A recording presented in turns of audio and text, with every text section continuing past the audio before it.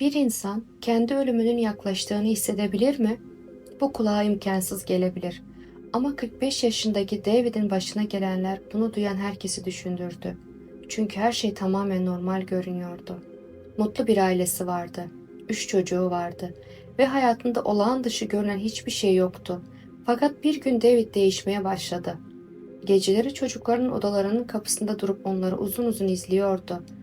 Büyük oğluna normalden çok daha erken araba kullanmayı öğretmeye başladı. Ortanca oğluna hayat dersleri veriyordu. Ve henüz 5 yaşında küçük kızı Emma ile neredeyse her gün kamera karşısına geçiyordu. Üstelik yalnızca bugünü değil, yıllar sonrasını da kaydediyordu. 8. yaş günü, 9. yaş günü, 10. yaş günü, hatta düğün günü için bile videolar hazırlıyordu. Bir gün oğlu ona dayanamadı ve sordu. "Baba, neden bütün bunları yapıyorsun?" David birkaç saniye sessiz kaldı. Sonra sadece şu cevabı verdi. "Belki bir gün lazım olur." O sırada hiç kimse bu sözlerin ne anlama geldiğini bilmiyordu. Ama birkaç ay sonra ortaya çıkacak gerçek, bu ailenin hayatını sonsuza kadar değiştirecekti. 45 yaşındaki David sıradan bir babaydı. Amerika'nın sakin bir ilçesinde yaşıyordu. 14 yaşındaki Ethan, 10 yaşındaki Lucas ve 5 yaşındaki küçük kızı Emma hayatının merkezindeydi. Dışarıdan bakıldığında kusursuz bir aile gibi görünüyorlardı. Akşamları birlikte yemek yiyor, hafta sonları parka gidiyor ve sıradan insanların yaşadığı sıradan bir hayat sürüyorlardı. Ancak bir sabah David uyandığında içinde bir tarif edemediği garip bir his vardı. Bu bir ağrı değildi. Bir hastalık belirtisi de değildi.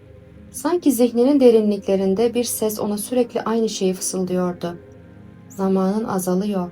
İlk başta bunu önemsemedi. İş stresi olduğunu düşündü. Ama günler geçtikçe bu his kaybolmak yerine daha da güçlendi. David geceleri uyuyamaz oldu.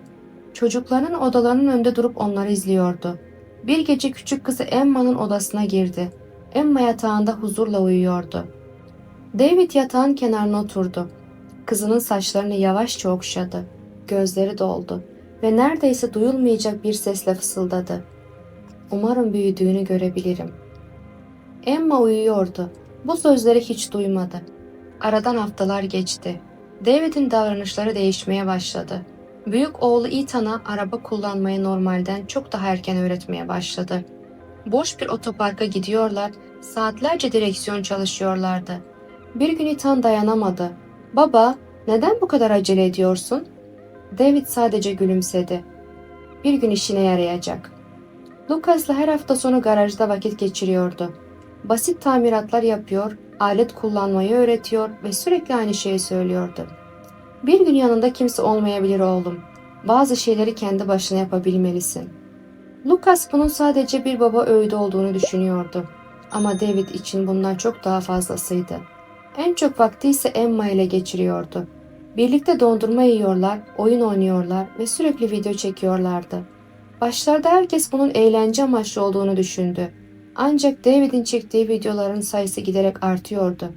Bir gün çalışma odasına kamerayı kurdu. Karşısına geçti. Derin bir nefes aldı ve kayıt tuşuna bastı. "Merhaba Emma. Eğer bunu izliyorsan bugün 8 yaşına girdin." Videoyu bitirdi. Sonra yenisini çekti. "Merhaba Emma. Bugün 10 yaşındasın."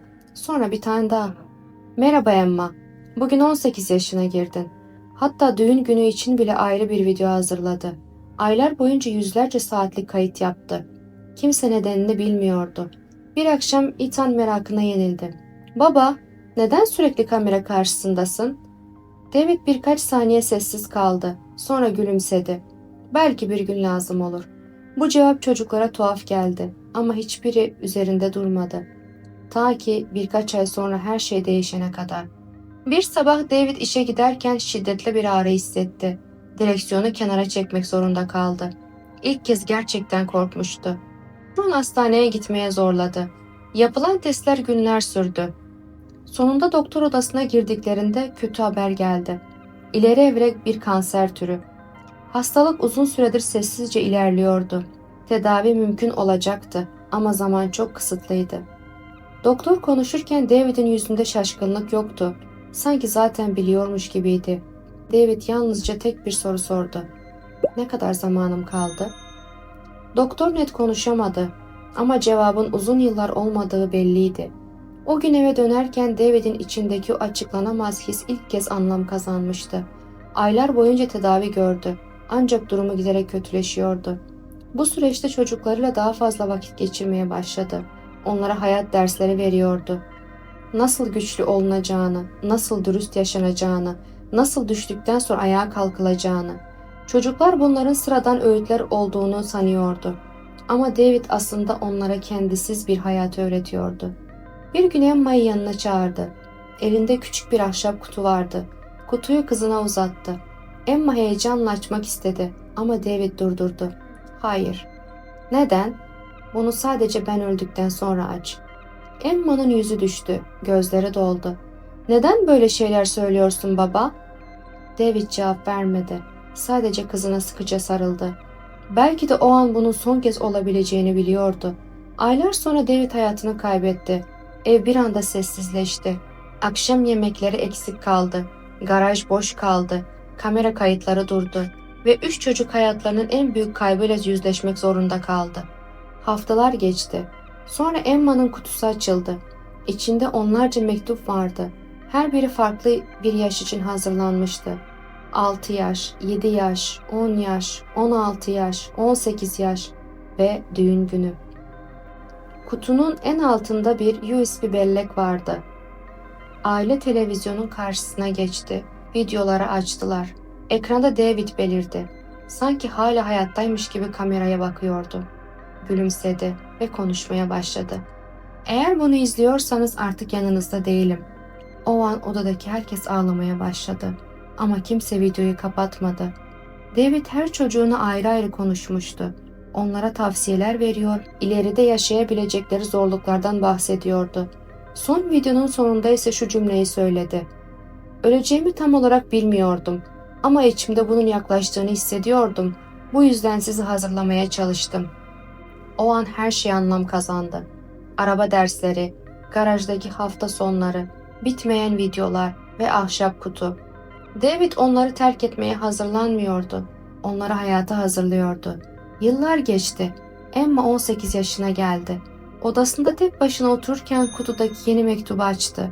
Mektubu sonuna kadar okudu. Son satıra geldiğinde gözlerinden yaşlar süzüldü. Orada şöyle yazıyordu. Belki bugün yanında değilim ama sana öğrettiklerimle her zaman seninleyim. Emma pencereye doğru baktı ve o gün ilk kez babasının gerçekten gitmediğini hissetti. Çünkü bazı insanlar öldükten sonra bile yaşamaya devam eder. Anılarda, sözlerde ve geride bıraktıkları sevgide.